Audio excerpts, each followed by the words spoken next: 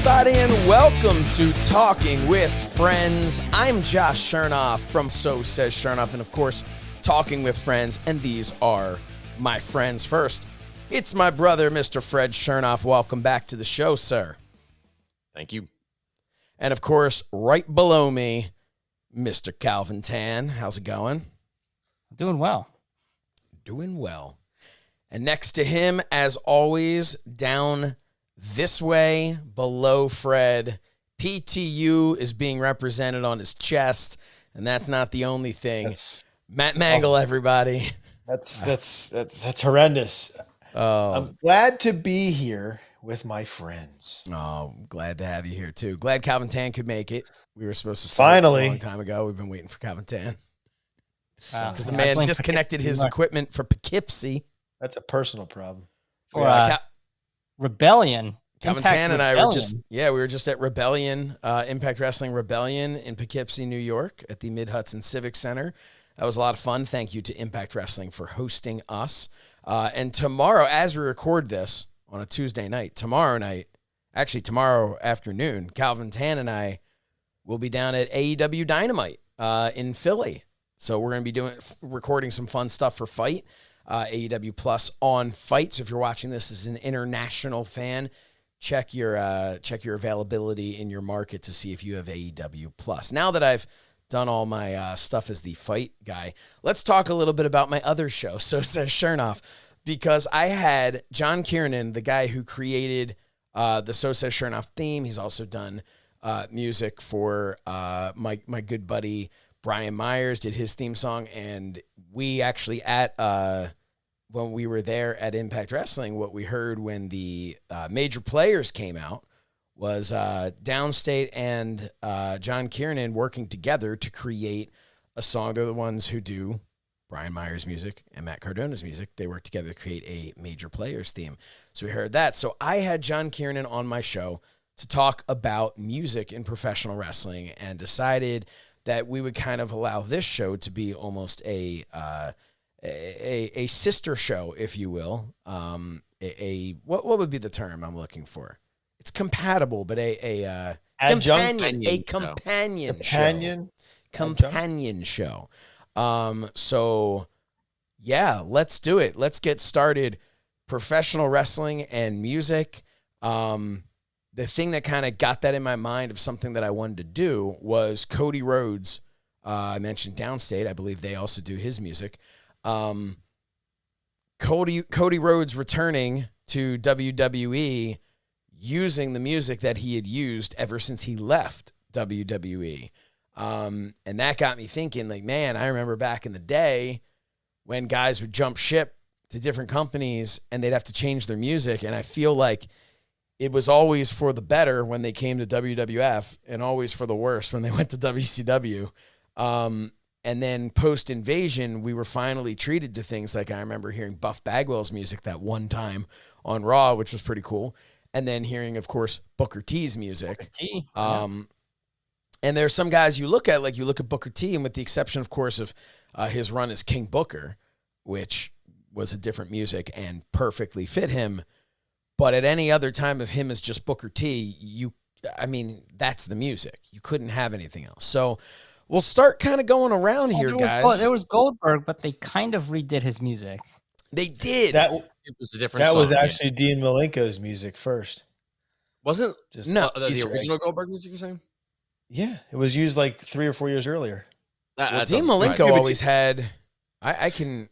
There was one time he came out to that was on 83 Weeks a couple episodes back. That's like Patriot and Kurt Angle. Patriot and Kurt Angle as well. Yeah. But Goldberg, they changed his music when he came to WWE, and then I think when he returned many years later, they went back at least some of the time sometimes to the WCW one. So what happened was they would have it. They almost gave him like an intro outro type thing. Like he would come into different music, and I remember when they were like Goldberg returns, what they were playing in the background was the WWE theme. But then when he came out to the old school Goldberg theme. What other can you guys think of like times like that where people like had a music, then they switched it to something else, and then they went back? Ric Flair. Steve We'll talk about Flair in a second. Yeah. Let's talk about Flair in a second because that's an interesting one. And Calvin Tan and I even have a story about that. But the Steve Austin, exactly. They dabbled with like a more rock heavy, up tempo version of his song, and it lasted like it was more than just like one play. It lasted a little while, but that wasn't gonna. I mean, there was that time in the Attitude Era where they did decide to change everyone's music slightly, and then sometimes it sucked, sometimes it didn't. Well, they had that was album. An example. Yeah, the what was that album called? Not Anarchy. Something like that. Not they had like rap and rock and metal. Yeah, acts doing the but music, they had, and it pretty much just ruined almost all the music. I know it's not, we don't want to talk about the guy himself. You've done it now. Oh well, that's a whole different. So yeah, there's a lot we can talk about. But I know one of the ones I felt was benefited was Chris Benoit's music. Yes. That was like one of the only times where when they sent it to a band to kind of redo the Jim Johnston version, I thought it was so much better. Not going to hear that music anytime soon, though. But Kane was one who then went back now, and much like Austin. I mean, the one Austin came out to at WrestleMania this year is not the same one he came out to back in. Like they redid it a bit. They did that with The Rock a lot. Yeah. It's essentially the same thing. Fun lineage story. Oh, I'm sorry. No, go ahead. One of the best ones from the Attitude Era was the Brood. The Brood was just incredible. Fantastic. I used to listen to that in the car for some reason. Fun, fun fact about that. Yeah. I used to have a 6-disc changer in my room. Fancy boy. Yeah, Oh, in your room. Wow. And I used to, so I had all my CDs in there, whatever. And I would listen to some music, like to go to sleep at night. I'd like just play a little like chill music or something. One night I rolled over onto the remote control and woke up to the Brood music playing, and it freaked the shit out of me. It was. And remember at the was it PW? Not PWF. Whatever. I ran into your boy, Gangrel, Redcon person currently Gangrel in the bathroom. He's a supporter of Redcon supplements. Oh, well, Redcon. I thought you were like retcon, like he changed something, and then I thought you were Redcon. No, Redcon. He's a married man now. No, but it met him in the bathroom. Remember that? Yes.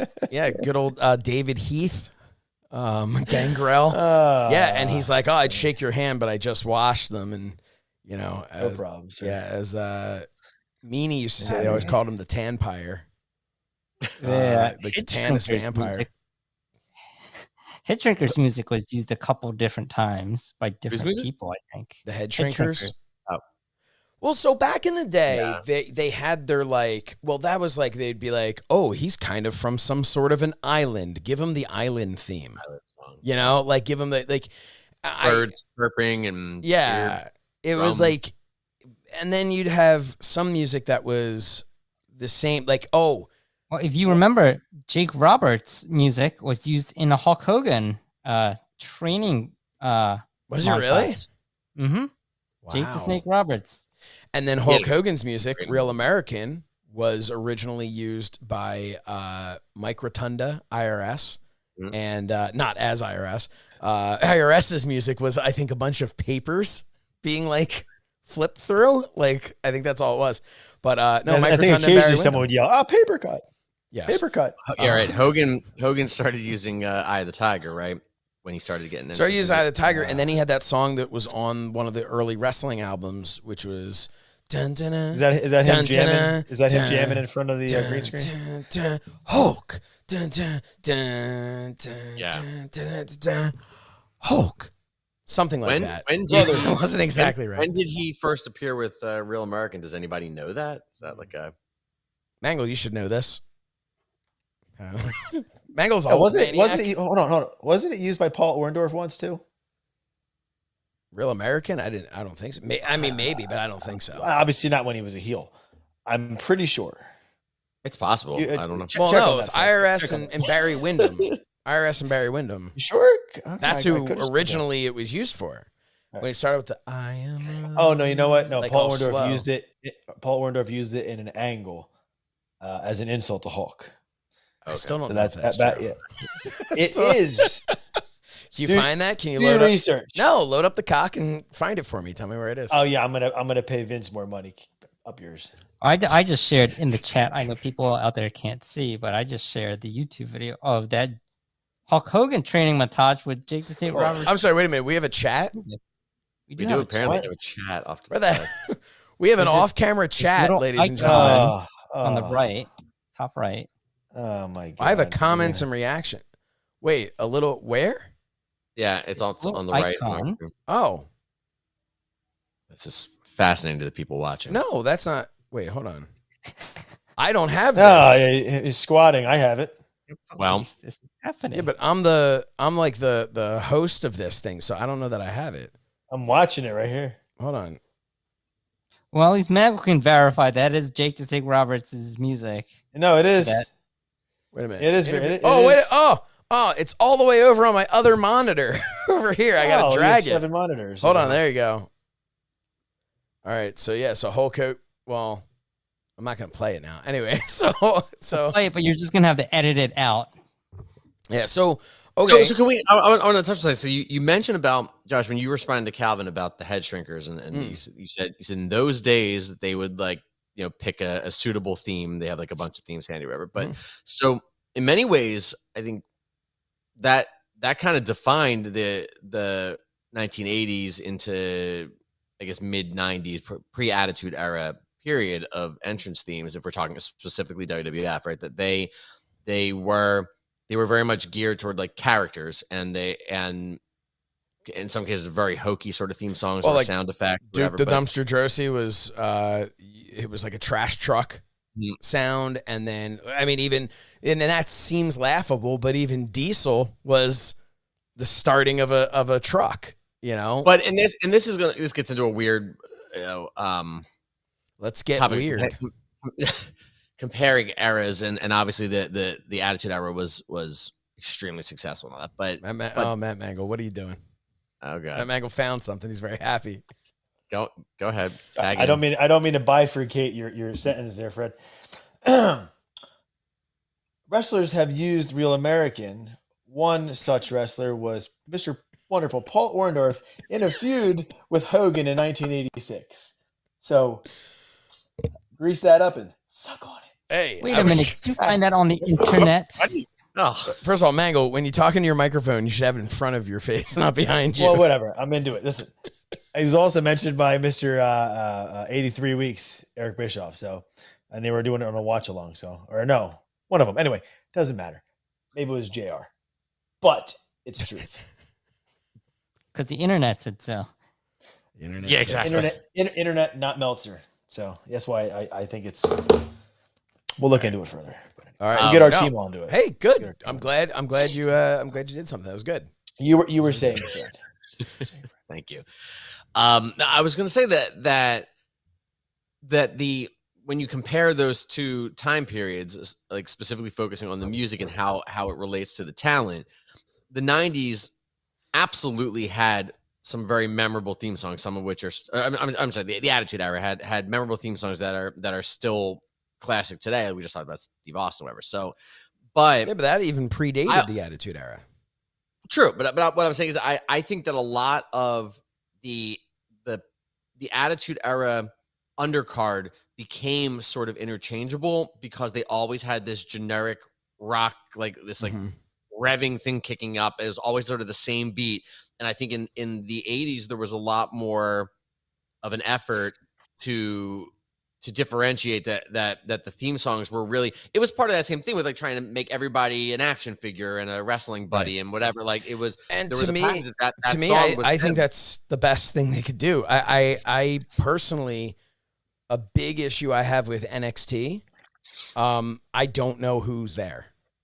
Like, I don't either. I literally, if I called for a bunch of movers, right, to come to my house, so I had an expectation of like well-built people showing up to my house, right?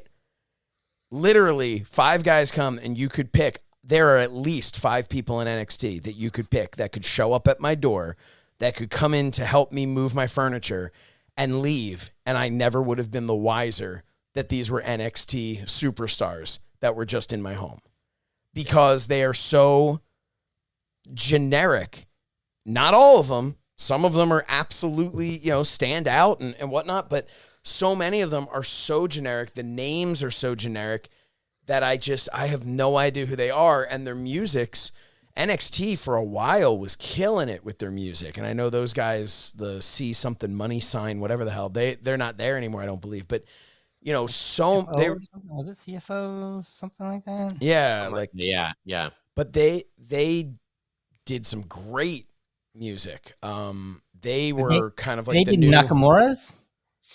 I believe so. Yes. I was going to say, I don't know who did that, but you're right.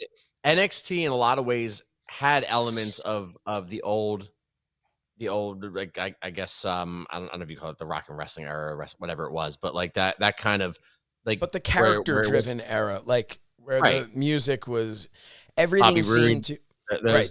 They seemed very focused on the full package of it. Mm-hmm. Now Bobby Roode, apparently his theme was created, and we talked about this, and so says Shernoff. John Kiernan had mentioned Bobby Roode's theme was maybe made for Nakamura, and then they went with the other one instead, so they just had it. And I know AJ Styles' theme was made for James Storm, and then he ended up not signing with them. So, like, but it's interesting, and in the conversation we had there was we talked about the Patriot and Kurt Angle, where yes, sometimes you can have a theme that is created for that wrestler, but sometimes there's a theme that was created for another wrestler that is just perfect for a different person. And that's like, AJ Styles' music is perfect for him. It fits perfectly. And then, I mean, I couldn't even imagine Nakamura with the Glorious theme. It just, that didn't work. But I think, I wanted to mention a couple of other things that I remember discovering this once upon a time, many, many years ago, 20-something years ago. I'm listening to Val Venus's theme, and I'm like, why does this theme seem so familiar? And back in the day, when you wanted to like know stuff like that, it wasn't as easy to go online, and there was no YouTube or anything. So I dusted off one of the old, I don't know if it was like the Super Nintendo game or whatever it was, and I put in Rick the Model Martel's music. Mm-hmm. And I'll be damned if Rick the Model Martel and Val Venus don't have the exact same song, just redone for Val Venus with different instruments. It is exactly the same it is exactly the same, which I found fascinating, but also think is awesome. And then that makes me think also The Rock's music. I think this has got to be, so DX had all their little like versions, right? Like you had your X-Pac version, you had your Mike Tyson version. Yeah, that's a whole other Hashkavaz. Story for a different time. So it's kind of thing get you punched on a plane. By the way, go out of your way to watch a YouTube video of the most recent one, which the kid deserved. But the Lennox Lewis stuff is mid on card. It's fantastic. The stuff with Tyson and Lewis, the verbal stuff from back in the day. Anyway, Calvin knows what I'm talking about. Is that the I'm gonna eat I'll eat your children or something? Oh yeah. Good stuff. Make you love me, or yeah. Anyway, Google it. Yes, but so DX had a bunch of like different versions of their theme, but the one that always stood out to me is so cool, and I don't think there's any other theme that this has ever happened to, is The Rock's current theme, The Godfather's theme, and at a time D'Lo Brown and Mark Henry's theme, during when they were like teaming together still in the Nation, were all evolutions of the Nation of Domination theme. Yeah. If you go back you always had the, we are the nation of domination, and then the dun, dun, dun, like that whole thing. And then they added for D-Lo, or they added for Godfather, it became that like, bow, bow, bow, in the beginning, and then went into it. And then D-Lo had the same thing, but there was like a little like twing of something in it I remember listening to. And then The Rock had the, do you smell what The Rock is cooking? Ha. And then it like started, and then it like went into it, but it was very basic. And of course, The Rock's progressed more than anyone else's and had so many different versions of it, but it all stemmed from them originally getting like, they took the Nation of Domination beat, because that's really all that was. Nation of Domination was more or less just a beat. And they just added different types of music to that beat. And it sprawled out into multiple different directions, which I always thought was just so cool that they were able to do that. Here's one for you, and talking about similarities. Was it intentional or just a coincidence that the Ultimate Warrior and the Rockers sounded so similar? I can't imagine it was unintentional that they were supposed to be like linked together in some way, but was it knowing that they were just like, let's take this one song and rework it into something slightly different, or did you think he was composing something completely different and it just happens to sound? I remember a time when back in the day when I had a band called the Moaning Lisa's, and Jack Houston, a friend of all of ours. I know he and Mangol talk all the time, but Jack, you just get out, man. How inside can we get? Like, we did the first 12 episodes about the TWF. That's what he asked on the first date. we did the first 12 episodes of the show about a little promotion that we ran back in the day. Yet somehow we have now managed to go completely inside. But yeah, that's we fiddled around on the outside for a long time. Well, anyway, but I remember Jack came over one time. Live show. What? You got to find the keys to get in. What? We'll tell the stories when we do a live show. Yes. Yes. Yeah. When are we doing a live show? I don't know. We'll think about it. Anyway, right. So Jack came over one time. He's like, "Hey, I got a new song. I wrote a new song." We're like, "Let's do it. Let's rock and roll." And he sits down at the computer, or at the keyboard, and starts kind of playing that a little bit. And he's like, and he's and I might be wrong on the song that I'm saying it is, but he's playing it and he's really jamming to it, and he is loving it. And then he stops and he goes, oh, "That's Bare Naked Lady's Life in a Nutshell." Crap. He thought he came up with this really good, and he's playing it, and he's like, "Dude, this sounds great. This sounds great." And it wasn't until he was playing it for me, because he didn't have any words to it. He had just come up with a really good progression, and then was just like, "Oh crap. All right. Yeah, this is why this came so easily to me." So to that point, I'm sure there's a possibility when, Jim Johnston's sitting there going okay, I've got, let's say, I think Warrior came first, right? So he's got I don't know. So he's got the steroids. And then he goes for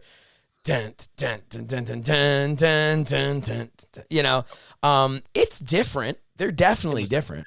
But it's also in the same sense of if you listen to Brutus the Barber Beefcake and anyone else that was mid-card at that time, all pretty much had the same song. It was a little different. Even Owen Hart.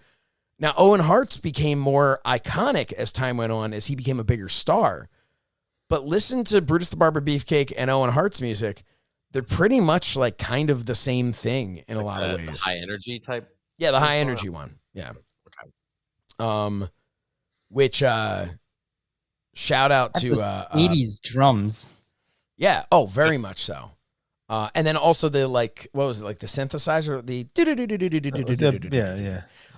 Mikey Ruckus, who makes music for AEW, just created a new Owen Hart theme for the Owen Hart Foundation tournament, and he's a huge wrestling fan, and you can tell because that music, if you listen to it, it is not a redone version, but every aspect of that song, while completely new, is paying homage to Owen Hart's High Energy theme, his original music. Because like, even like at one point he does like a guitar solo, and it is very much in that like that quick step down of every, step like that with the do like that. So it was somebody needs to go in and take all of the little music sounds that I've done on this episode so far and put it together. Just write a song. Yeah, write a song off of that. But what, go ahead. No. I was just gonna say, so we'll go back to WWF in a bit, but let's jump ship. Let's get out and jump ship over to WCW. Because WCW certainly had iconic themes, but some of them were not good at all. Most of them were not good at all.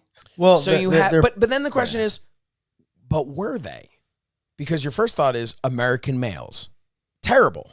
Horrible, right? American males. But here we are 30 years later, and I still remember it. So the question is, while yes, as a standalone song, no, it was terrible. It wasn't good. But 30 years later, I remember that. I can't tell you what Roadblock came out to. Random other, jobber. And I don't know what Ernest the Cat Miller's music in WCW was. I know what it was in WWF or WWE, which then, of course, became Brodus Clay's music. And then, Xavier Woods. If you watch WWF back in the day versus WCW, WCW's music was always a lot softer on TV. Well, yes. You barely heard it. Yeah. And the same thing with AEW. At least in the beginning with AEW, and AEW had Keith Mitchell is the same person overseeing the thing. So I guess that's probably just a preference of the director, I'd suppose. And maybe I'm using the wrong terms, but I would guess, whoever it is who's overseeing that, if their preference is, hey, I like it to be a little more ambient than WWE, which wants it to be part of the whole presentation. Right. I always felt it was more like, I'm trying to think how to explain. Like WCW came across, at least on television, that like a televised product, and almost like the Oscars or something like that. Like like the music kicks in, the theme song kicks in, and it is that sort of like background, like, because here coming to the ring now is going to be this person, so they have their theme song playing behind them. Whereas WWF wasn't so much about the TV in that sense. It was about the live house, and I think like that, like jolting that reaction out of the crowd, that when some certain music's obviously like Hogan, the big stars, but they even got like Demolition and things like that, like when those things kicked in, you felt something. It was not just this is their theme that's going to play because they're about to go do something. And I mean, you think like you say Demolition also, Demolition might be one of my favorite. It's definitely one of. LOD. But Legion of Doom is what I was going to say. The Legion of Doom theme, again, that was something WWF did so much better. And it's something that we, Fred and I were recently talking about what we did with the TWF. Right. Fred, in our conversation we were having before, you had referenced Danny DeManto's music, where he was just using the what was that theme? Put your back into it, right? You can do it, put your back into it, whatever. But anyway, he was using that. But at one point, he went to the microphone and he goes, "I am the man. I'm hot. Chicks dig me." And when I saw that on the camera, I was just like, yes, that is his opening. So from then on, that was his theme started with that. We had it with Big Lou. I mean, Big Lou, the yo, it's Big Lou. So says, I mean, it was, again, because we followed in that WWF style, which is what we watched growing up, but we followed in that we want to hit you with, this is who's coming to the ring. I want, within the first like split second of you hearing it, I want you to know exactly who's coming to the ring. And it's why when Diesel returned at the Royal Rumble years ago, everybody went crazy the moment they heard the revving of the engine, because it was undeniable who that was. It's also why when Cody's music started at WrestleMania this year, with the wrestling has more than one royal family, the moment you heard wrestling, boom, the crowd went nuts because they knew that's Cody Rhodes. And then also they went, holy crap, that's Cody Rhodes' AEW theme. Like, so it was a whole other thing. But what were with WCW, I remember reading in Chris Jericho's book, he hated his musics. Yeah. And his one was really good. I always liked the Lionheart one. Which was kind of like, there was one of them that was like off of a Pearl Jam song. It was like might have been that one. Knockoff a Pearl Jam song. But I was going to say, I remember I loved Chris Jericho's music. In Turner Library, yeah. Yeah, it was like, song number 48 or whatever. But like, it, I always found like that fascinating. Game sounding music that was well, they always had like MIDI sound. Like it always sounded like they just kind of had like a MIDI version of like the this won't get us sued because it's just different enough. Like DDP. Yep. DDP Nirvana, smells like Team Spirit. Also smells like Nirvana. Very similar to the Weird Al Yankovic song. Coincidence? But his was like, it was so close to it that like, I'm not even sure there was more than maybe one note in the entire song that was different, but they, for whatever reason, had the rights to that. But there were songs that I always thought it interesting with Chris Jericho that he hated that, because to me, like I was always like, oh man, at least Chris Jericho's got this great music and it's recognizable. And I knew, because to start off the, I think it's to the point where we're talking about. I think Jericho, what he envisioned for himself, he wanted the crowd to pop, to react to that he's coming. He wanted something that hits in a certain way, and I think it wasn't that. And Jericho ended up, he's an interesting one too, because I remember, so I love that music. Then he shows up in WWF in one of the greatest debuts ever. And he's a guy who they redid his music, the Break the Walls Down one. They redid it at one point. And he actually, they switched him to Saliva, King of My World, which was a badass song, but he had to go back to, to Break the Walls Down.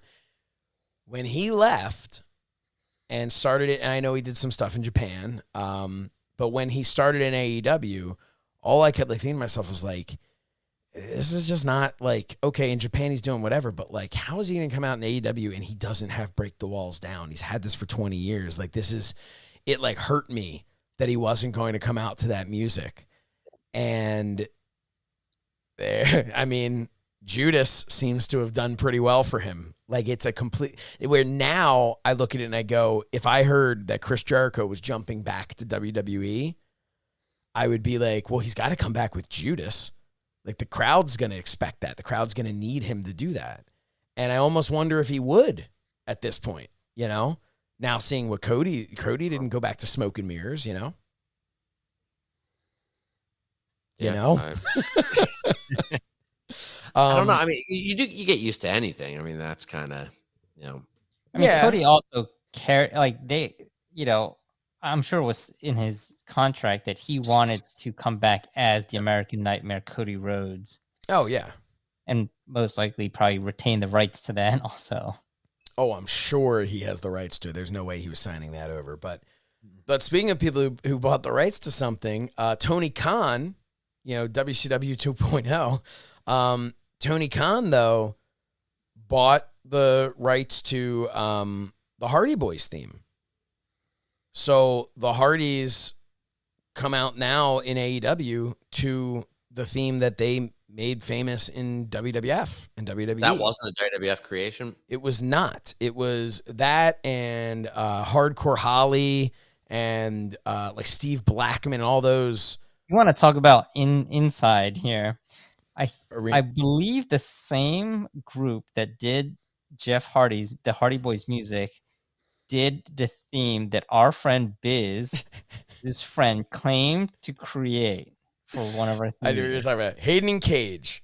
So we decided at one point that it was right, I believe, when we were getting ready to go on Channel 48. Mm-hmm. And you want to talk about irony, because I had no problem stealing the video directly from Sky Sports or whatever, WWF. But we had this idea that, well, if we have our own music, we can play our own music on the thing. And then we had the idea, well, maybe we could make CDs of it. We could sell it, because that's back in the day, you got CDs. But so we commissioned some music. Mangol got a new music. What were you using before that? Seek and Destroy. Well, you were using Seek and Destroy when you were with Calvin, but before that, you had your own one too. Super Beast by Rob Zombie. So you had Super Beast, then you had Seek and Destroy, and then you ended up having the Mangol theme. Right. Which then years later, in 2007, was brutally ruined. Mangol decided he wanted a little bit more like music. I wanted a Cowboys from Hell, Pantera. Mm-hmm. With the like it was actually it was very cool. Yeah. In theory, something I can't remember what it was, but yeah, at the time. Well, the mixing was the problem, because who was it? Biz's friend, Greco, which is where we got Greco for Greco. We got Rod Greco was from Greco-Roman Wrestling. No, I know, but it just happened to also be his last name. Okay, so Eric Greco, he had the crazy eyes. I hope he doesn't watch. You gotta cut that out. Yeah, I'm leaving that in. There ain't nothing wrong with the man's eye. Now, look, it sounded like Vader's guitar. Like it sounded like in theory, except for the fact that it was like he meant to record it at a 3 and recorded it at a 13. Like that was so it was all in. It didn't work. But your theme was really cool, and that was Biz had a friend at Temple who put that together. Where AEW is going to be wrestling tomorrow night. That's true. Circle. It all comes full circle. So Biz helped like put that theme together, and I think there were other ones. And then Biz decided, and this is the part Calvin kind of left out. Biz decided to take a little credit for himself, Ski. He decided that he was going to tell us that he pretty much made this himself. On Fruity Loops. On Fruity Loops.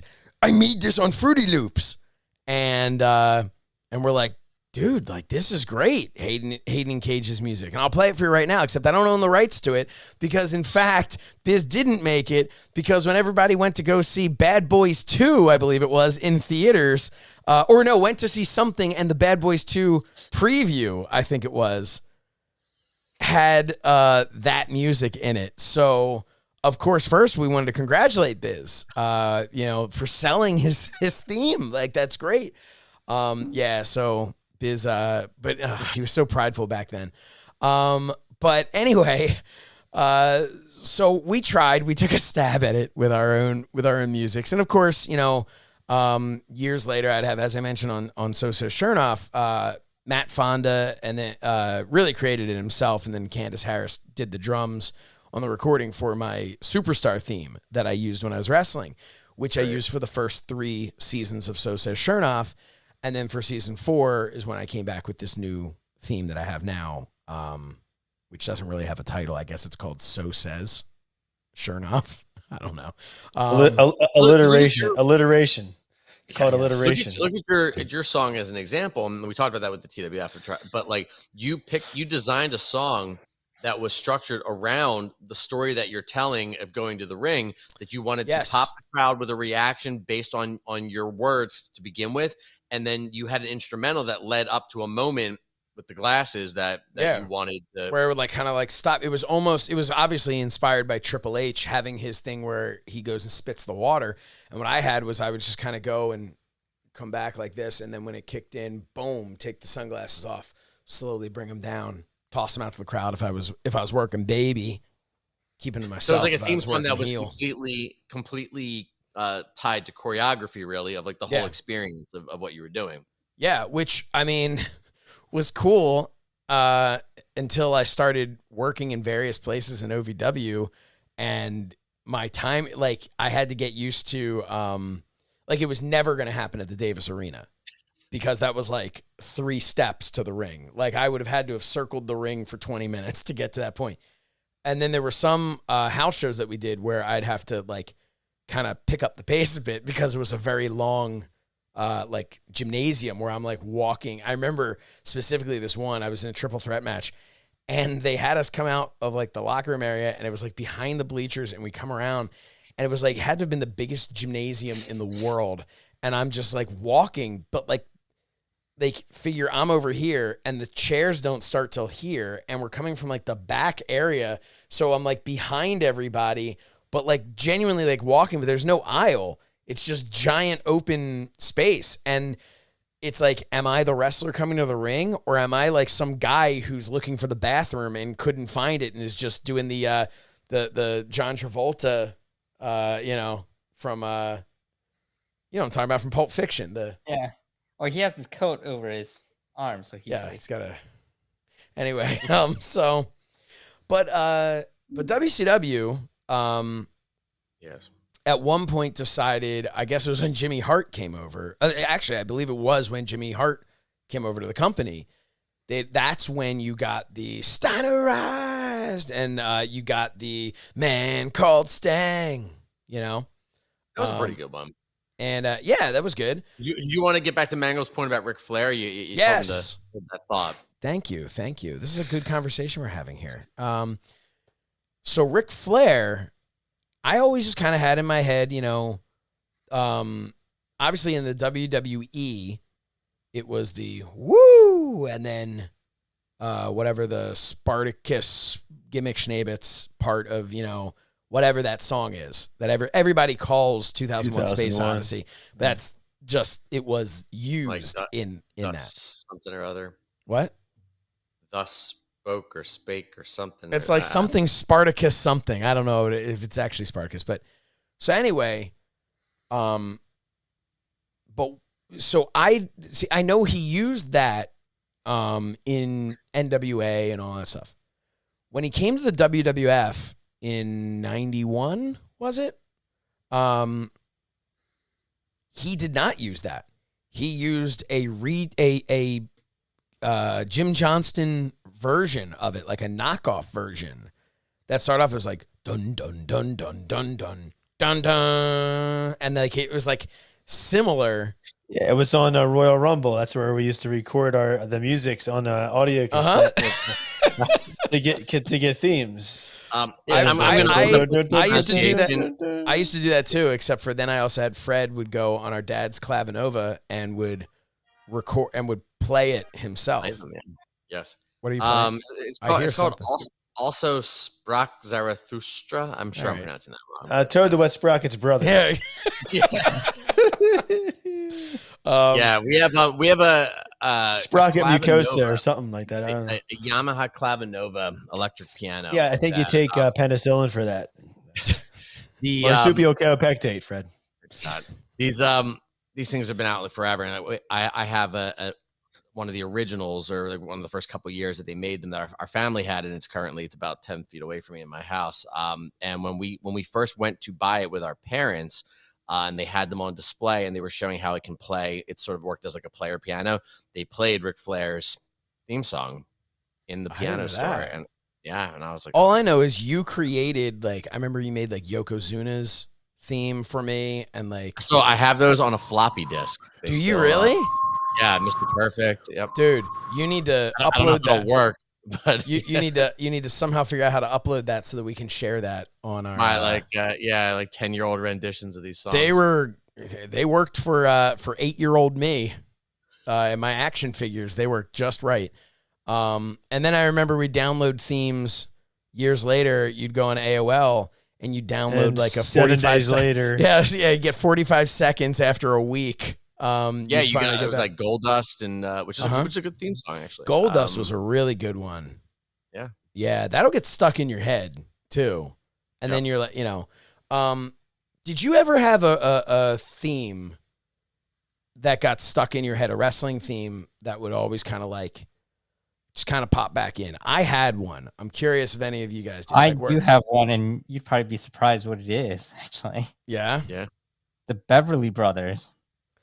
I couldn't even tell you Mauler, what the Beverly... The Mauler. I couldn't even tell you what their theme sounded Mike like. Enos. I just always picture them starting in the ring with cutting a promo. So that just pops into your head sometimes? It does, yeah. It randomly pops in my head. So mine is DX, but not the whole like, are you ready? Like that, not that whole part, but just like the dun, dun, dun, dun, dun, dun, like that will sometimes like, and not, that sometimes just pops into my head. I almost like the Triple H 1999, 2000. Wow. That whole thing. Who's listening to that? Who's getting us kicked off of the internet? Not me. Oh, that's me. Sorry. You're Can like I play 10 seconds of it? Yeah, you can My play time. a couple seconds. Our time or whatever.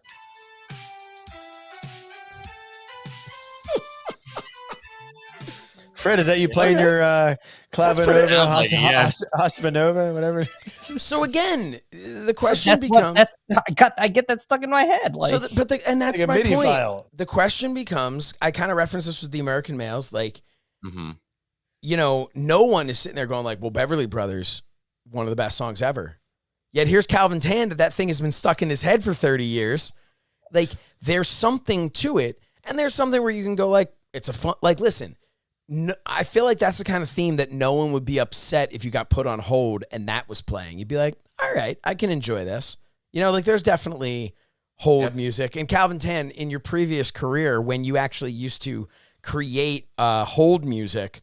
Well, not really create the music, but but you would mix like the the voiceovers on top of music. Now, when you got put on hold, yes. But the question is, did you ever slip the Beverly Brothers theme into somebody's hold music? Like if we went to like AT&T in 2003 and we're put on hold, were we listening to that? I wish maybe today I would, because like not just on hold, but like I did in-store music too.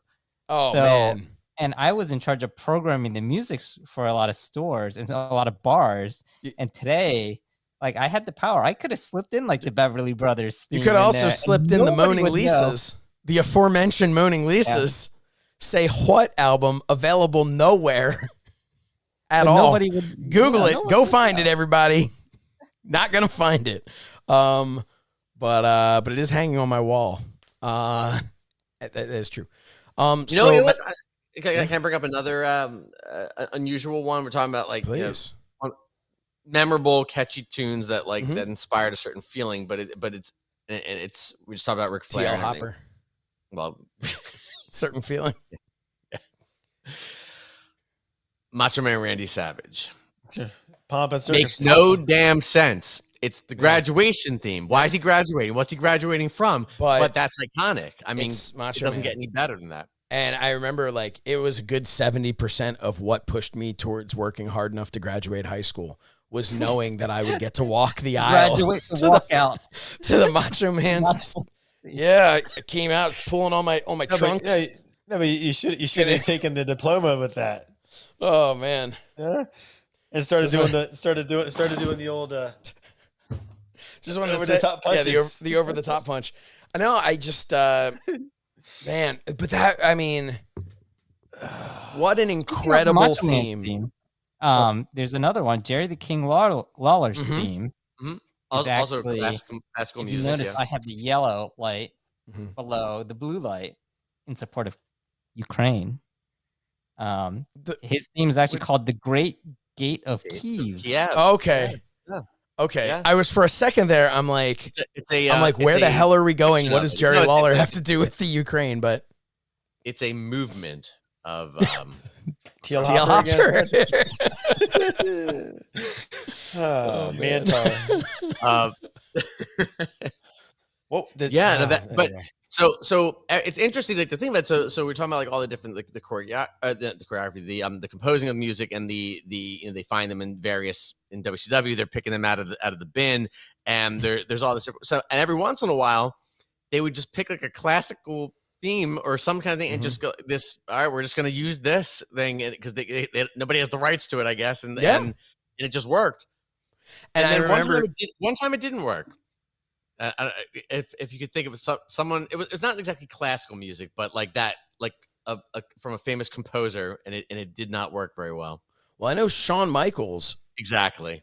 Okay, so Shawn Michaels came out to. I loved it, and when I wrestled as the Magnificent Man in the WWF Kids, that was the music I used, and I had to fast forward to the specific and find the specific part in the tape of oh, the hell's it called? Rhapsody in Blue. Rhapsody in Blue. Sure. And it was I loved it, but it's only a like small part of it. And I remember looking online, but it was so early, and I bet if I look online now I could find something, but this was back when I was in OVW, and I remember like trying to, I don't even know how I was looking it up or whatever, but I was trying to find if anyone had like covered that, like a rock version, because I thought that could be kind of cool. What if I came out to Rhapsody in Blue, that portion that Shawn Michaels came out to? And now, years later, I think about Glorious with Bobby Roode, and I think that's kind of in a way almost like that same, you could have that same kind of feel to it, you know? But yeah, but then Shawn Michaels went from that to Boy Toy with Sensational Sherry, and then to his own. Back in my parents' house somewhere, I have a cassette tape from the WWE fan club with the original Shawn Michaels entrance music, Boy Toy, with Sensational Sherry singing. I had that too. I also had a tape. This is tough to talk about. Remember, like it was yesterday. I had a WWF tape. I know it had Earthquake's theme on it. And I want to say maybe Big Boss Man, something like that. And this is back in the day. You'd get that tape from being a part of the, the fan club. And I had it. I was bringing it around with me for whatever reason. I don't know why I'm holding it with me. We had a gathering of some sorts. Maybe it was a family affair. Maybe it was a birthday party. I'm not sure. But what I do know is that in the island, the peninsula, if you will, that we had in our first home growing up, there was an apple juice, and I was pouring an apple juice, and I knocked over my cup, and the apple juice proceeded to seep inside the tape, effectively ruining, sticking it all together and ruining that tape. And someone who didn't grow up in the 80s and 90s might be watching this saying so. But you have to understand two things about this. Number one, you couldn't order these. They were sent to you as being a part of the fan club. You couldn't contact and go, maybe you could have, but I didn't know how to contact and go, my tape is ruined. Can you send me another? And not to mention, I think it had already been like a couple years. Like they had already, since they had sent it. And the other thing was there was no internet. You couldn't download, you couldn't just be like, oh man, I'll have to, so you couldn't rebuy it, and you couldn't, get a copy. And I didn't know anyone else that had it at the time. It was heartbreaking. Calvin Tan. But I didn't know Calvin Tan at that time in my life. One of those tape-to-tape players, dual deck cassette. You created players. A backup for yourself. I created I played the backup because I didn't want to ruin the original. So as soon as I got it, I re-recorded it onto a blank tape, and that's what I would play. Wow. Oh, man. I wish I had known you back then. Big Boston was a great theme, too. Oh, man. Interesting thing, that theme is the only reason I know that a Cobb County, Georgia exists. Yep. Good old Jimmy Hart. Can you think of anything else, because I can think off the top of my head, places in the world or words or things that you only know because of pro wrestling? Because I can think Calgary, Alberta, Canada. Mm-hmm. Without professional wrestling, I never in a million years would have known that. I wouldn't have known of San Antonio, Texas. Certainly wouldn't have known of Victoria, Texas. And I'm not talking about like as I became like an adult and you start traveling places and New learning. Mexico. Yeah. Yeah. But like Venice Beach, California. Reno, Nevada. Parts unknown. Parts unknown. I didn't even know. I mean, they were really unknown. But no, so there's seasonal residences. Yeah. Seriously, Your mother's bedroom. Okay, sorry, it's independent scene. That's the independent wrestling scene. Wow, that's always. Yeah, remember they used to always be like, that from your. Yeah, who used to do that? Sorry. Oh, was that the Danny DeManto or something? It's like it's probably had to be from wherever they want. Like, it's like from wherever they damn well please. And it's like, shut the like, come on, it's terrible. But things like seasonal residents.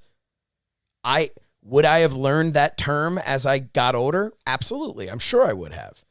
Did I learn that term because of the $1 Million Man, Ted DiBiase? 100%. Also a great theme song. Oh my God. Yeah, that was a really good one. That one's talking about getting stuff stuck in your head. When I did the cartoon for ad-free shows with Vince is the $1 Million Man, and I had to cut that little clip of it in there. That beat was in my head for like 2 weeks. Yeah, that's gonna is that be is that the one where he's choking me out, Fred? Yeah, in case anybody doesn't know that. Yeah, anybody who doesn't know, man is choking me out. Inappropriate smoker on the plane. And then I was consulting a hooker in Vegas with Bischoff sitting across. Yeah, so a little inside baseball. Calvin is constantly appearing in the cartoons, working at the airport. Yeah, a little inside baseball to that. When Fred first did Meanie Tunes, a lot of the characters for just the extra characters that we would need were made to look like Calvin and Mangol, and there's even a Fred in there that I believe was repurposed into Sancho Panza. No, not Sancho Panza. No, he's Sancho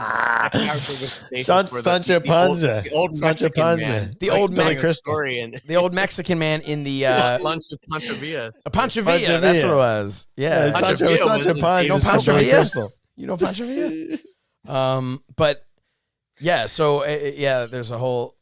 Okay, so whose theme was, I think it was the first where they had a different entrance theme and a distinctly different theme after they won. Mankind. Holy Mankind, yeah. Mankind. Yeah. And I thought that was great. I thought that was amazing. Fantastic. And I remember also when they finally released that on the WWF Music, the Full Metal or whatever it was, or it may have been the next one after that, but I remember they first released it and they had him like, they didn't just have the music, they had him like talking. He was like, the time has come to relieve my pain. Which is, so I don't know, something it's like that was a pretty good Mankind. Which should be better for me, but not so enjoyable for all of you. And then it like goes into the thing. That's what it was. And it's like, and I remember as a kid at first I was like, oh, why do they have that? And then I fell in love with it. But thank you, Calvin, for that. Hey, by the way, Sancho Panza is a fictional character in the novel of Don Quixote. Yes, Don Quixote. Yes, Sancho is squire to Don Quixote, and he provides comments throughout the novel known as Sanchismos. Sanchismos. Feel that. Oh, that's fantastic. Sancho, it's from Billy Crystal and I have to use that word at some point. At the end, he's like, Danny DeVito's walking to the beach with his flippers. He's like, look at this guy. He's like a weeble with flippers. Sancho Panza over here. So here's the challenge to everyone. Okay. You have to use Sanchismo in a sentence within the next t-shirt. Week. In the week? Within the next week, you have to use it. All right. If I can remember Sanchismos. Sanchismos. They're comments, witty comments along the way. Which I'm going to throw this out here. That is only going to be, if you watch the show, you will be able to go and find this. They're a combination of broad humor and ironic Spanish proverbs. Tomorrow night, brush up on your Spanish proverbs. As we record this, tomorrow night, Calvin and I will be down at AEW recording social media interviews with talent and stuff like that. I promise, if Calvin reminds me, so I'm putting this on you, Calvin. Sanchismos. I will work Sanchismos into one of the interviews. Gotta study the definition. But it has to make sure I use it properly. Spanish proverb, because his earthy wit, broad humor, and Spanish proverbs is what he was. So you got to brush up on your Spanish proverbs. Well, no, I'm using the word Sanchismos. I'm not going to make. But those are his witty. Those are the witty remarks. So you have your own version of it. Yeah, but he could be. But Josh could be describing somebody's witty remarks and call it Sanchismos. I guess you could. Sammy Guevara recently has been presenting a decent amount of sanchismos, as it refers to his mic work with so and so. Yeah. So yeah, there's like sorry, Sammy, I'm using it with you. What? There's a whole list of them that you can. It's actually terrible. They want so Fight had asked like, hey, can we maybe do something with like the Spanish announcers with Alex Abrahantes, and if we can do stuff to put over that. And now I got a good one. I got a good one for you. Okay. So here you go. The lucky man has nothing to worry about. You could throw that one in there and just say, Sanchismo. That's a Sanchismos. That's an original. A little Sanchismos for you. That's an OG Sanchismos. All right. So now the challenge to all of you watching this is you have to go over to Fight's social media, which can be a challenge in and of itself. You have to go over to Fight's social media and scroll through and find it. And I'll tell you what, I will send a free Josh Shernoff action figure, signed Josh Shernoff action figure, to the first person who can tweet at me, at So Says Shernoff, tweet me a clip, or at least tell me which interview it was when I said that line. So if you can do that, I will send you a free action figure signed. What are the chances they're gonna think that you're trying to be racist towards them by making up a Spanish word? Well, I can't do it with the Spanish stars. No, I can't. No, I have to do it with just somebody else where it sounds like I'm just saying some random thing. But so folks, this is the episode where you learn how I got myself fired from Fight. Yeah. As we begin to wind things down here. Yes. We have to touch on probably the one of the best and longest lasting theme songs of all time, which is of course The Undertaker. Yep. Yes. Talk about another one that evolved over the years. Yeah, just a beautiful song. If you ever listen to, they had at one point they released Jim Johnston like recorded it like just piano and on the piano. Yep, it was. That's how he wrote it on the piano, and then they figured it out later. And like you look at, because Jim Johnston he's not a wrestling fan. He's a composer, and he was able to create this incredible music. And sometimes I feel like that did come through with with the Val Venus Rick Martel song, with Gold Dust. I think some of these you got like a little of like, okay, he was like, it's fun, I made you the Rockers, let me let me make one for me now, you know. And for the longest time, everyone in the indies was using that Ken Shamrock theme as their entrance music. I know one guy in particular. Yeah, I've heard it so many times in indies back in the day. That was Punch Fresh's theme. That was. Well, actually, no, it was. But also, when we went to indie shows back then, I had a redone version of it. You had I want to say it was like a Wow magazine knockoff. Yes. I don't know if it was Wow magazine, whatever it was. It was. I got the CD. It was part of a gift at Brandon Apter's bar mitzvah. It was part of like what was given out.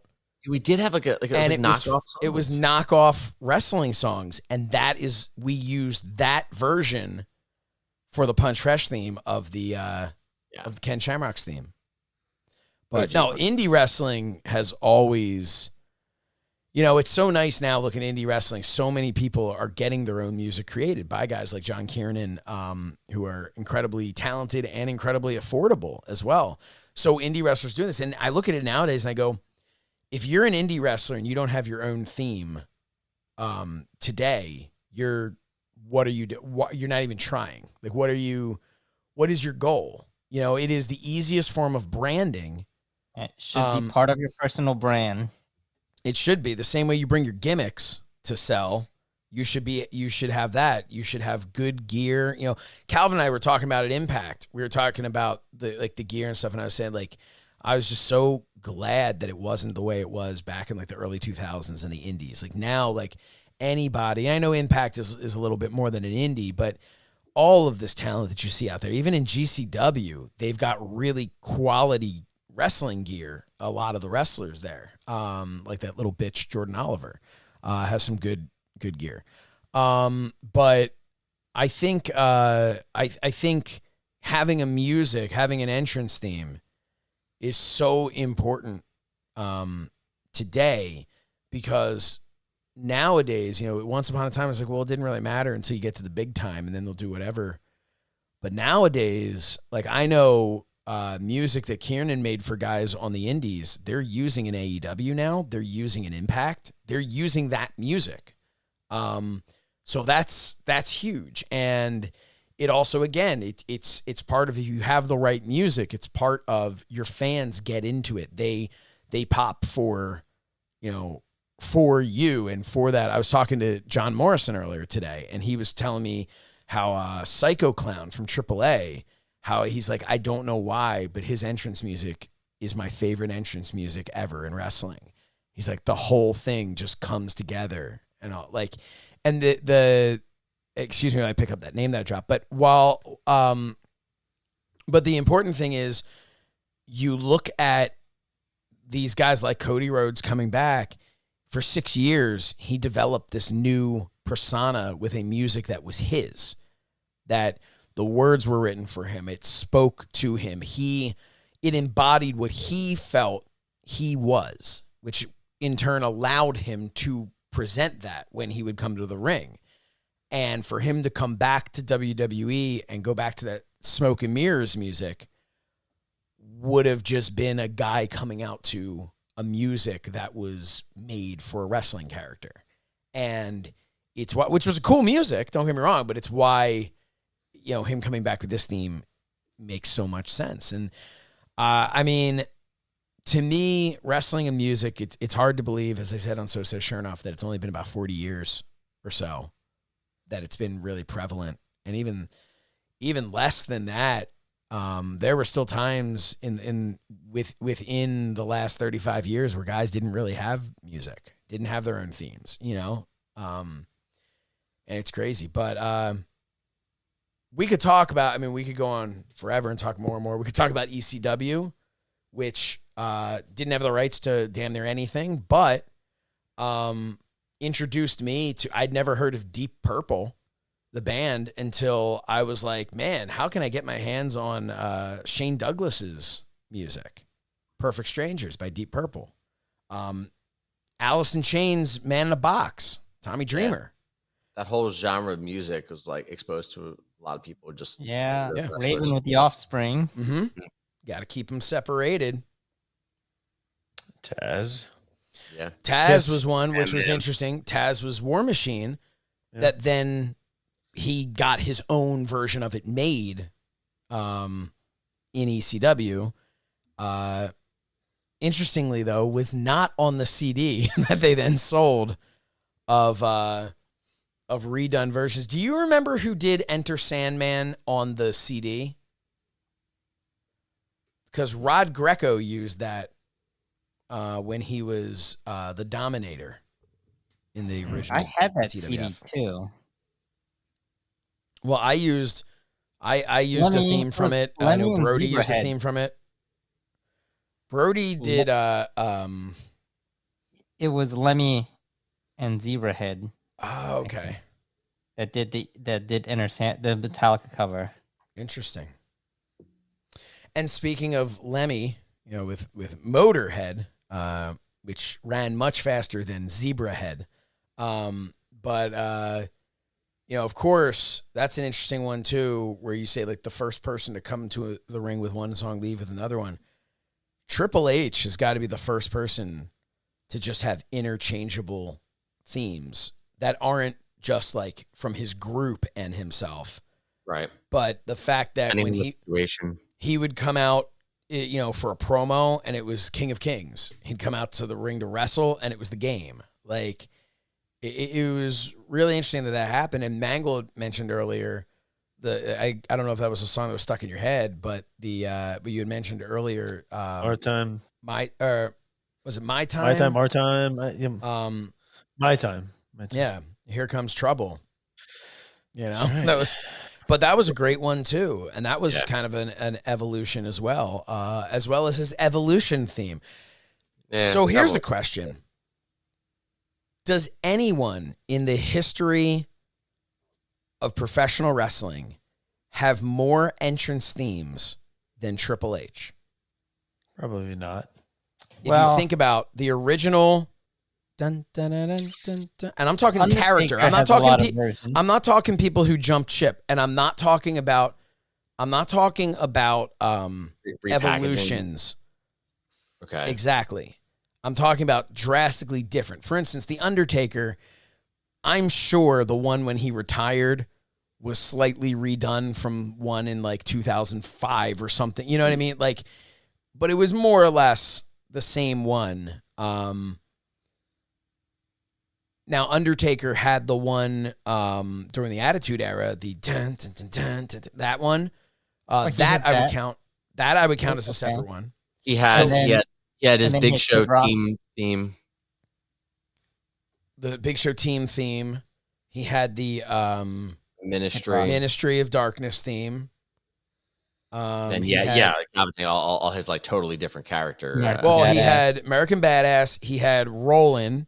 He had the You've Done It just Now. Now, would we count just the music version and then the You've Done It Now version where words were added as two separate? I just like to forget it, really. But no, but for argument's sake, would we count it as two separate? Sure. I think so. It's a completely different presentation. Okay. And then we'll even give him original Undertaker and then what we'll call like Purple and Beyond Undertaker. So that's 9 that I can think of. So that's 9 for him. So now Triple H, and we're not talking like Mean Mark Callis either. We're talking just the character. So Triple H had his first, he had Ode to Joy. Right. So he had his custom music. Then he had Ode to Joy. Then he had DX. Mm-hmm. I won't count all the various DXs because he only came out to that one DX. Okay. That was his. Then he had some weird one for a little while, like a very short amount of time. He had some weird rock style one that was like had like shades of My Time in it, but wasn't that. Then he had the My Time instrumental, which for argument's sake we are going to count the My Time with the words. Mm-hmm. Then he got The Game by Motorhead. Right. Which I remember I was like, oh God, what is this? Like, I love My Time. Like, how could they change it? And then he had King of Kings, mm-hmm. Evolution, The Authority. For a short time, they came out to their own theme. The Authority had their own theme. Okay. Yes, he's got a lot. I think, wait a minute. I know they had their own logo and entrance music. They may not have had their own theme. That may have been King of Kings. Yeah, I don't recall. So he's tied with Undertaker at 9. Was there anything else? Did he have any other one? I'm trying to think. What other factions was he a part of? I don't know. That might be it. He might be at 9. We'll have to check on The Authority. Let's see if The Authority had a theme song. I'm going to look that up. But I can't think of anyone else. Let's see. The Authority. Oh, there's their logo. Their logo is actually pretty cool. It had, if you can see it here, it had the A for Authority. It had the McMahon lion, and then it had the Triple H cross logo. Authority. No, it was King of Kings theme song. What happened to Fred? What dark? Oh, Fred. Oh, Fred, what have you done? It's the COVID. What? Welcome back. It's not as cool as this. Oh, God. Well, it's fading himself out.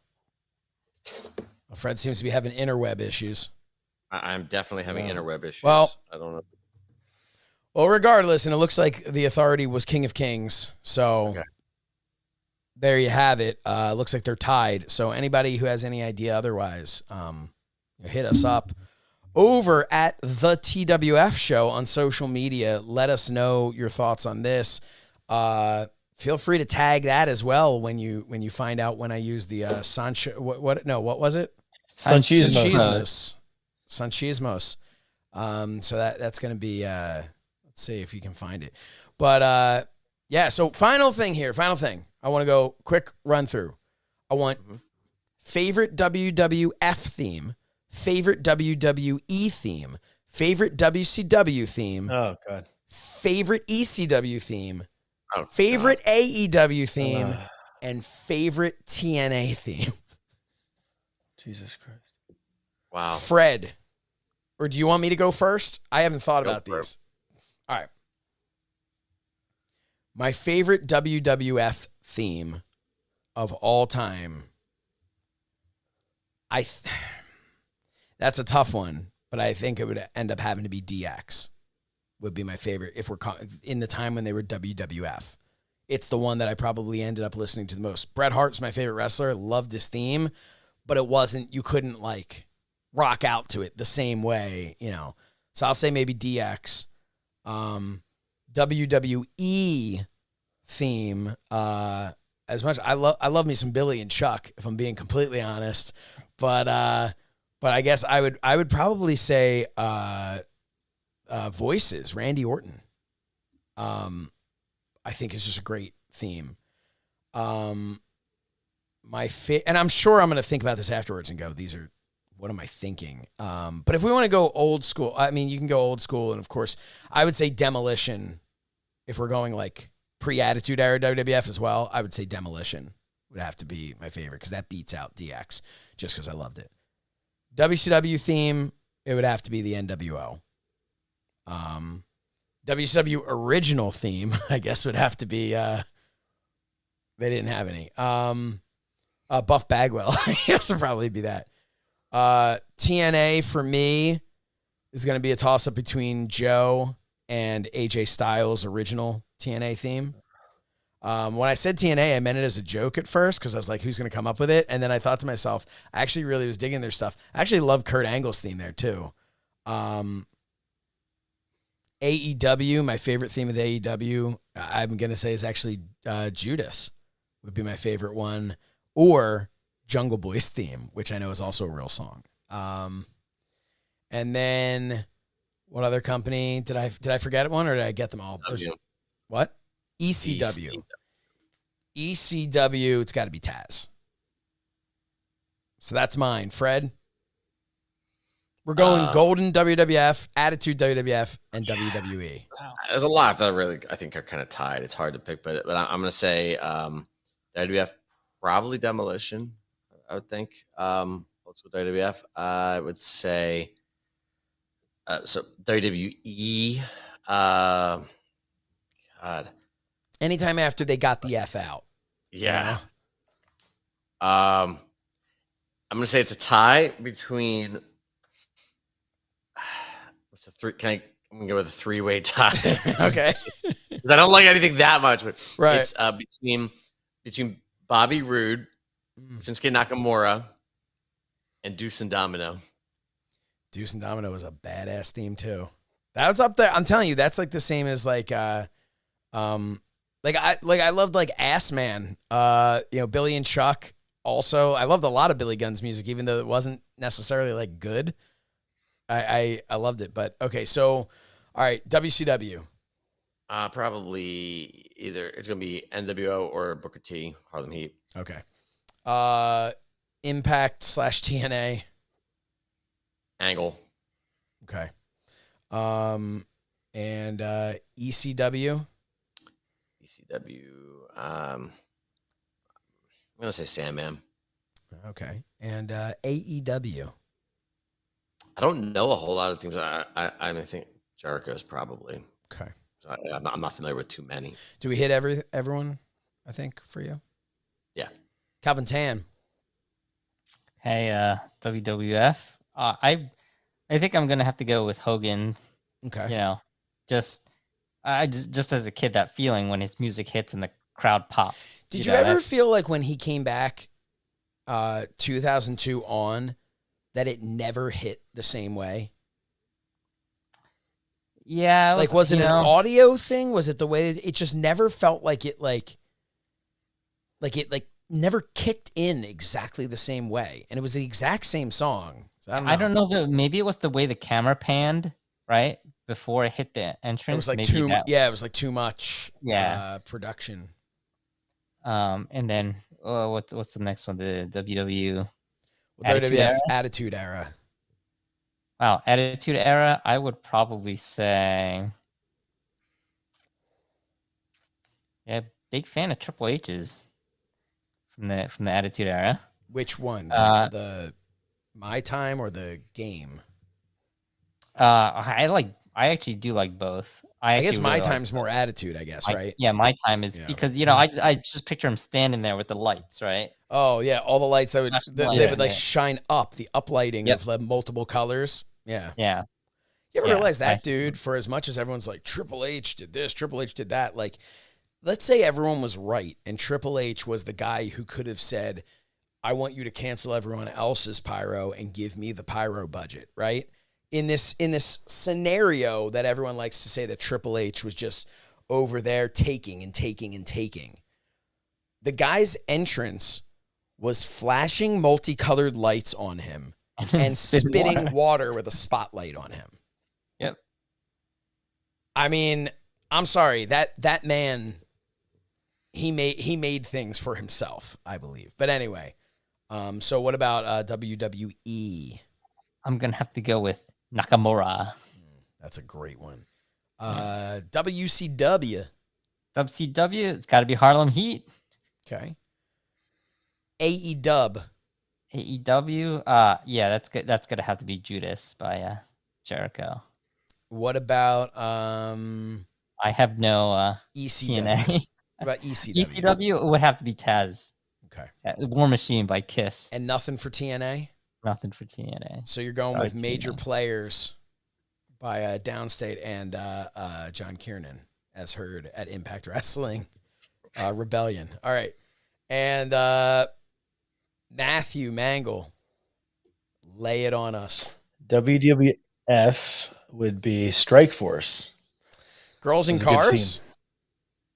The Strike Force, I like the beat to it. The original. Right, Girls in Cars. That's what I'm saying, right? Is that what it was? Okay. I don't know the name of it. Dun, I remember hearing it. Girls in Cars. Dun, dun, dun, dun.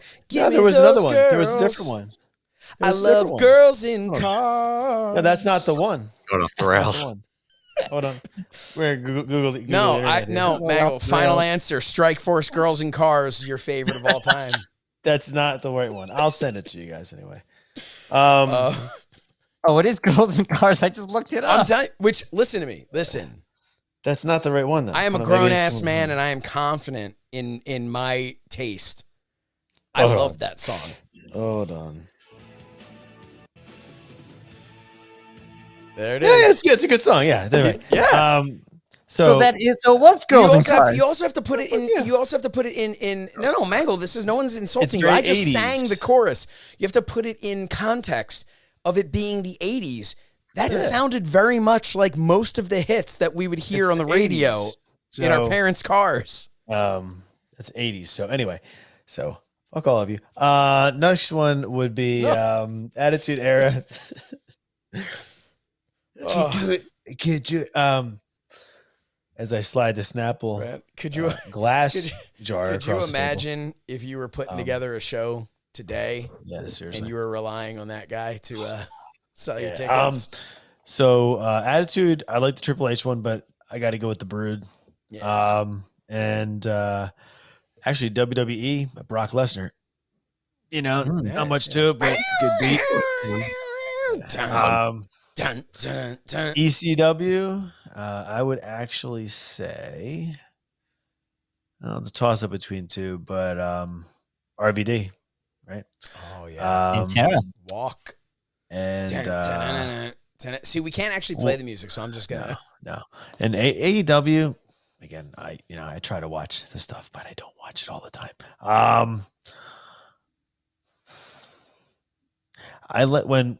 When we were at the show at the MGM Grand years ago, the original where they had like the video game footage on the screen for the Elite.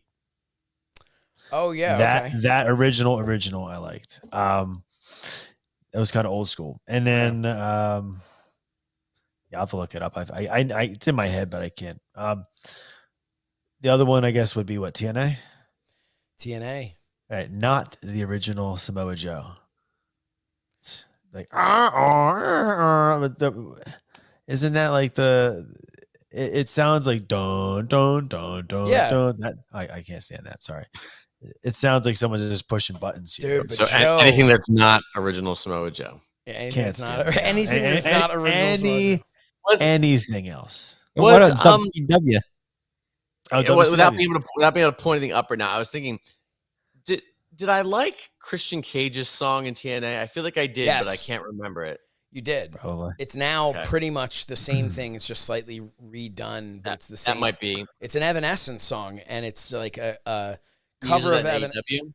He uses an AEW with the countdown and everything. I'm changing my favorite AEW song. Okay. WCW, well, Harlem Heat's up there, but and obviously NWO, but what was the other one? Not the Maestro. Sweet Jesus, God. Not Virgil or Vincent. God. Awful. Hey, you know what? Actually, I loved that version of the NWO. The B team. That one. That was okay. That was catchy. That was also catchy. like a was like a knockoff Hendrix song or something. Yeah, I think my favorite was the Voodoo Child. I was trying to find that CD at Best Buy. Speaking of Jimi Hendrix, yeah. Which, for the record, much like Rhapsody in Blue before him, Voodoo Child, Hulk Hogan played a portion of Voodoo Child. And I remember finally listening to Voodoo Child and just was like, I had to like find like the part, like the mix of it. So yeah, it was, wrestling music. I just wanted to throw something out there. What was that? No idea. Is somebody hacking us? What's happening here? Anybody remember the original and very terrible WrestleMania game for the NES? Yes. Yeah. The original one, where the icons would jump and they'd you'd get like Andre the Giant's foot or something. Well, everyone used to walk like this. They had the MIDI instrumental. Oh God, what are we seeing? What the hell are we watching here?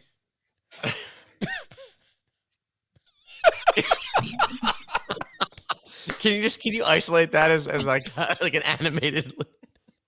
That's exactly how it was. The kicking. Mango, you got the kicking. Yep, that's how it was.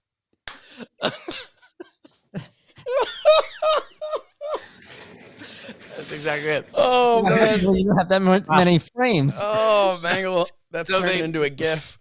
So they used like crappy primitive MIDI versions of the theme songs, and they came up with some kind of weird Andre the Giant, whatever. But the one that was totally incorrect was Ted DiBiase, and you know what his MIDI was? What? Girls in Cars. You're right. Machismos. What? But why? Because they couldn't do dun dun dun dun dun dun dun dun. Like, come on. Oh my God. Which begs the question: were they expecting to have someone? Maybe they were originally expecting it was gonna be like Tito Santana or someone. Yeah. Think about it. Yeah, it'd be a lot easier for them back in the day to change the little sprite character than to change the music. Yep. Fred, I want to change. I want to change my selection for WW Attitude Era. I'm changing it to this. Oh. So yes. We had a friend. You're gonna get us fired. We had a friend who we mentioned on the show before. Christian Porter wrestled for the TWF. Mm-hmm. But we used to pull up. I beat him. You said, "What's your finish?" I'll move. But we used to roll up to Christian's house and put the window down driveway, it's free. And blast that music. And it was not well received at any time, but we would do that all the time. Awesome music. You're gonna get us fired. I must say. I'm sure that's not in the archives of anything. I have this one that I'm actually allowed to play. This was a good one as far as original music. Mm-hmm. Sure.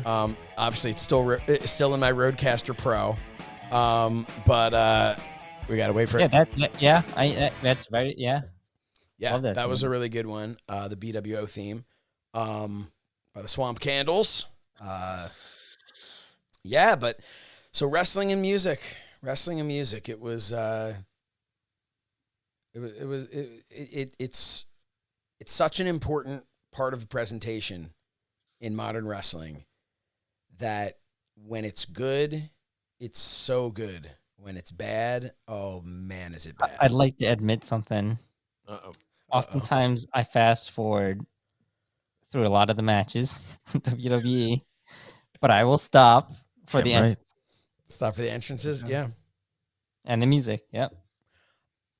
One of the reasons I used to love the Royal Rumble was when they started playing guys' musics all the time. It was also one of the reasons that I would love to play the Royal Rumble in like No Mercy or something. Because you could just continuously have guys. When we used to get the video games, the first thing we used to do was watch their entrances and hear the music. And which again, like, I don't know if kids today do that stuff or if they're so numb to it. Because technology is so prevalent in their lives. But for us, it was just always so mind blowing to see stuff like that. And when we were finally able to edit one of the WWF games on the PC and we were able to map Matt Mangol's face over Triple H and have him come to the ring and put his music in there, that was just like the coolest. It was the coolest thing ever. And wrestling music, man. So I guess final thing. What was the first music you ever used in wrestling, and what was the last music you ever used in wrestling? What do you mean? So for me, the first music that I ever used in wrestling as me as a wrestler in any way was Rhapsody in Blue when I was the Magnificent Man. That was the first time I ever actually played a music for me to come to the, we won't say ring, we'll say grass, to wrestle. And then the last music that I've used, I have yet to actually come out to my new So Says Shernoff theme. So the last one that I've used to enter into an arena of any sort was the So Says the Superstar theme created by Matt Fonda. So I'm probably not going to remember my earliest. The earliest one I'm aware of that I used for anything was King Mabel's theme. So you used one before that. Really? I can't remember what it was. For whatever reason, I want to say it was like a crisscross theme or something. Crisscross or something like that. But you did. I remember you used something like that. But yes, King Mabel. That was when I started as Punch Fresh, like at home and all like that. That was King Mabel. It was King Mabel, yeah. And the very last appearance of Punch Fresh was It's a Fight 3-6 Mafia. The last thing I ever did in wrestling was still just Lee Harrison Styles with Back in Black. I think the very last time you ever came to the ring technically doesn't count for you, but you accompanied Dave Sagan to the ring, and that was whatever his music was. I don't know what it was called, but it was the dun dun dun dun dun, which I thought was awesome. I don't know why he's using anything else, but I'll try to get him to change it back, or get his own theme made. He might have his own theme. I don't know. I don't watch the product. Calvin Tan. Seek and Destroy by Metallica. Was the first one you ever? When was the first time you didn't use music, like when you wrestled on the trampoline or any of that stuff? No, never had music back then. So, wow. Yeah, TWF was the first time I actually had entrance music, and that was Metallica. Did you ever have anything other than Seek and Destroy? I don't think so. No, I don't think so. I think you were always, because you were Seek and Destroy, and the IOV was Seek and Destroy because that's what you came out to. When you at Armageddon got Mangol and Porter to come with you, to stop their match and come with you, the music that played was Seek and Destroy because that was yours. That's what you had coming out to face me. And then your final appearance, which I guess was in 2003, June of 2003, coming up on 19 years, was when you accompanied Matt Mangol to the ring and came out to... I don't know. Did you come out to... Maybe you came out to Mangol's music. I think for the final one with you, you may have come out to Seek and Destroy, though. Because I think we may have done that as like a... I don't know. Mangol, what about you?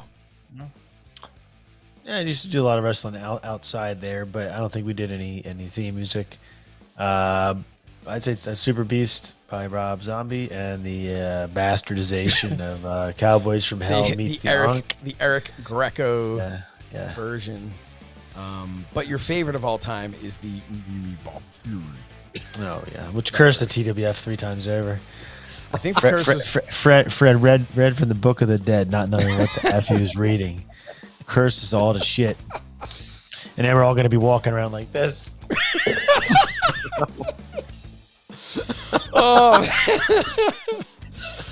On that note. Oh, thank you all for joining us here on Talking with Friends. All because of you. That was fantastic. You bastard.